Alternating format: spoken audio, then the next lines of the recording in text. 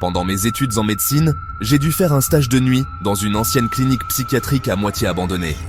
Elle devait fermer définitivement 1 mois plus tard et ne gardait plus qu'une poignée de patients trop instables pour être déplacés.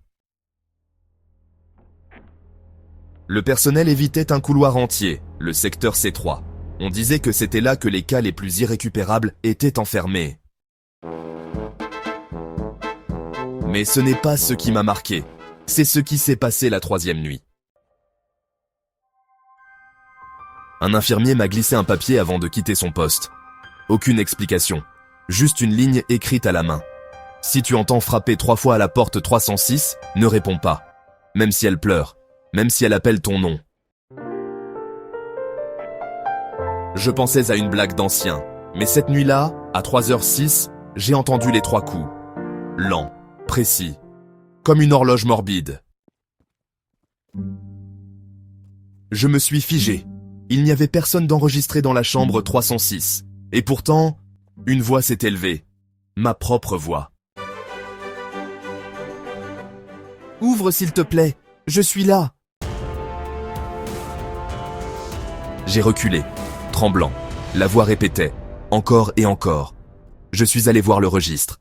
En face du numéro 306, quelqu'un avait écrit au crayon. Patiente 26, protocole suspendu. Ne pas ouvrir sous aucun prétexte. Et au dos du papier, une photo, floue, en noir et blanc.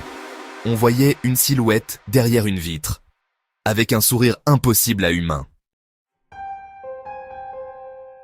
Après avoir vu la photo, je suis resté figé. Une sueur glacée me coulait dans le dos. Quelque chose dans cette image était mal calibré, comme si les lois de la nature avaient été légèrement tordues pour qu'un sourire ressemble à une menace silencieuse. Je voulais en parler au chef de garde, mais l'infirmier était introuvable, disparu comme s'il n'avait jamais été là. Même dans les registres, aucun nom ne correspondait à l'homme qui m'avait donné le papier. J'étais seul, avec les couloirs sombres, avec les caméras de surveillance qui crépitaient faiblement dans le silence, et avec la porte 306, juste en bas, au fond du couloir C3. Je n'aurais pas dû m'approcher, mais la curiosité était plus forte, et c'est là que commence vraiment ma descente.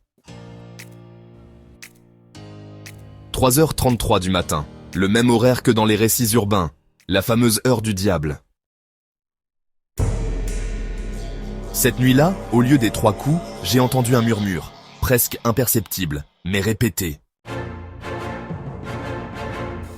Tu m'as vu. Tu m'as vu. Tu m'as vu. Je me suis dirigé vers la chambre 306. Plus je m'approchais, plus l'air devenait lourd, comme si l'oxygène était en train de pourrir lentement. La porte était verrouillée. Mais à travers la petite vitre, on distinguait quelque chose. Pas un corps, un visage collé à la vitre, immobile, sourire figé, yeux grands ouverts, mais vides, presque effacés. Et ce visage me regardait, je l'avais vu sur la photo, c'était elle, patiente 26. Je suis resté là de longues minutes, paralysé, puis la voix est revenue. Mais cette fois, elle venait de derrière moi. Tu es le nouveau ? Elle t'a choisi. Si tu ouvres, tu ne pourras plus partir. J'ai essayé de parler, mais il m'a interrompu. C'est toujours comme ça. Quelqu'un la voit, quelqu'un l'entend. Et puis, un jour, la chambre s'ouvre. Il s'est approché et a déposé une vieille clé rouillée dans ma main. Elle t'attend depuis longtemps. Nous tous, on a échoué. Toi, tu pourrais réussir à la calmer ou à la libérer. Et il a disparu dans un tournant du couloir. Je l'ai cherché, aucune trace. Même les caméras n'avaient rien enregistré. 4h04 du matin. J'ai inséré la clé dans la serrure. Elle a tourné sans résistance. Et la porte s'est ouverte toute seule. Une lumière rougeâtre baignait la pièce. Pas d'ampoule, pas de fenêtre. Juste une lumière qui semblait venir des murs eux-mêmes. Et au centre de la pièce, la patiente, assise sur un lit métallique sans drap, attachée avec des sangles, ou plutôt des os. Je veux dire ça littéralement. Les sangles étaient faits d'os humains articulés. Elle m'a regardé, sans bouger, et a simplement murmuré « Tu es enfin venu, je peux sortir maintenant. » Tu entends? Ce sont les voix de ceux qui m'ont enfermé ici. Tu peux les rejoindre. Ou tu peux m'aider. Je suis tombé à genoux. La réalité se tordait. Le sol était devenu liquide. Les murs respiraient. Et derrière elle, des ombres rampèrent sur le plafond, la suivant. Je m'appelle Hélène. Mais ici, ils m'appellent Protocole 26. Je ne suis pas malade. Je suis la somme de toutes leurs fautes. Elle m'a tendu la main. Et j'ai touché ses doigts. Instantanément, tout a changé. Je me suis retrouvé dans un souvenir. Celui d'un docteur. Des années auparavant. En train de crier dans un micro. Elle n'est pas humaine. Ce qu'on a créé, ce n'est pas une patiente, c'est un puits sans fond. Des hommes en blouse ont tenté de la brûler vive, mais les flammes se sont retournées contre eux. Elle s'est mise à rire, et leurs peaux se sont décollées comme du papier. Je suis revenu dans le présent, et elle était encore là, souriante. Maintenant, tu sais, tu portes la mémoire. À ce moment-là, les alarmes de la clinique se sont déclenchées. Des voix ont crié mon nom dans les haut-parleurs, mais elles étaient distordues, comme si elles sortaient de ma propre bouche. Et la patiente m'a dit calmement, « Tu vas devoir faire un choix. Soit tu m'aides à sortir, soit tu prends ma place. » Et la porte s'est refermée derrière moi, sans poignée, sans serrure.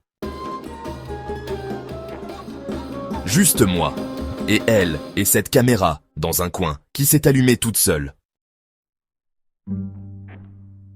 Quand la porte s'est refermée, j'ai su que je n'avais plus le choix.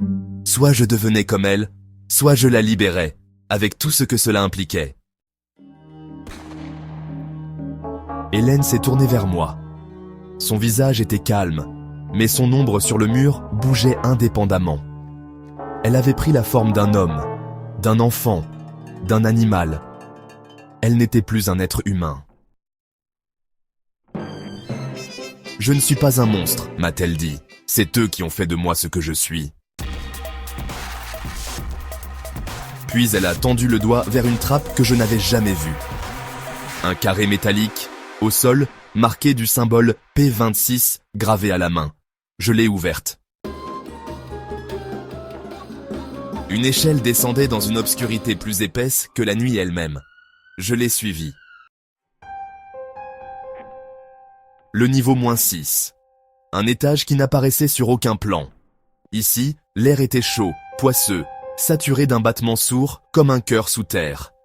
Les murs étaient tapissés de griffures, de noms, de photos d'enfants brûlés. Et au fond du couloir, des dizaines de portes.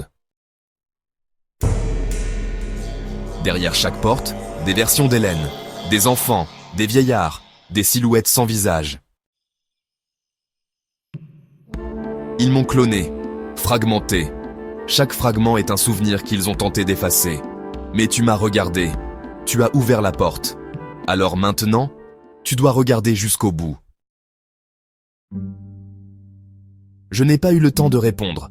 Les portes se sont ouvertes toutes, en même temps, et j'ai vu une mémoire collective, un laboratoire caché, des enfants testés, des humains rééduqués pour en faire des vecteurs de soins inversés, mais tout a dérapé.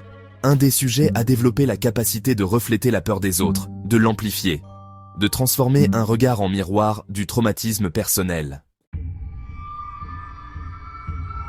Ce sujet, Hélène, ou plutôt le prototype numéro 26, la seule à avoir survécu aux 12 étapes du protocole, et il l'avait enfermée là depuis 39 ans. Soudain, une alarme s'est déclenchée. Une voix s'est mise à hurler dans les haut-parleurs. Fuite de protocole. Contention impossible. Évacuation immédiate. Les lumières se sont coupées, et j'ai couru. Mais les couloirs ne menaient plus au même endroit. Je tournais en rond. Et partout, autour de moi, les clones d'Hélène me suivaient. Chacun murmurait mon nom.